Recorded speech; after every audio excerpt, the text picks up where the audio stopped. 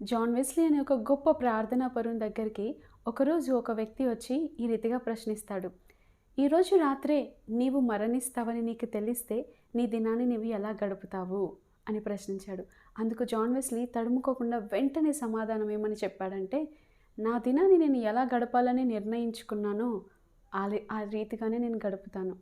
నా స్కెడ్యూల్లో ఏ విధమైనటువంటి మార్పులుండవు. నేను రోజు ఏ రీతిగా గడుపుతానో, ఏ రీతిగా జీవిస్తానో ఆ రీతిగానే ఉంటాను. అంటే చూసారా? ఎంత సిద్ధపడి బ్రతుకుతున్నాడో, ఎంత సిద్ధంగా ఉన్నాడో. ఒకవేళ దేవుడు అతన్ని తీసుకొని వెళ్ళినా కూడా నిశ్చయముగా అతనికి నిశ్చయత ఉంది. దేవుని సన్నిధిలో నేనుంటాను, పరలోక రాజ్యంలో నేనుంటాను అని. కొన్ని సంవత్సరాల క్రితం ఒక దైవజనుడు చెప్తూ ఉన్నప్పుడు నేను ఒక మాట విన్నాను. మనం బ్రతికే బ్రతుకు ప్రతిరోజు కూడా గ్రాంటెడ్‌గా తీసుకోకుండా ఇదే నా చివరి రోజు అన్నట్టు మనం ప్రతిరోజు అదే రీతిగా బ్రతికితే మన ఆధ్యాత్మిక స్థితి ఈ రీతిగా ఉండదంట.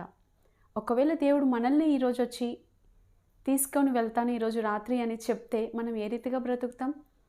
అదే రీతిగా మనం ప్రతిరోజు గడిపితే అంతే భయముతో, అంతే భక్తితో, అంతే శ్రద్ధతో, అంతే విశ్వాసముతో, అంతే దేవునిపైన ఆధారపడుతూ ఈరోజే చివరి రాత్రి అంటే మనం ఏ రీతిగా గడుపుతాం?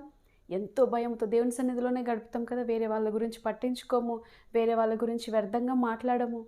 ఆ రీతిగా మనం ప్రతిరోజు గడిపినట్లయితే మనం ఉన్నతముగా ఉంటాం ఆధ్యాత్మికంగా. దేవునికి సమీపంగా జీవించగలుగుతాం. ఆ రీతిగా జీవిద్దాం. అట్టి కృప దేవుడు మనకందరికి అనుగ్రహించునుగాక. ఆమేన్.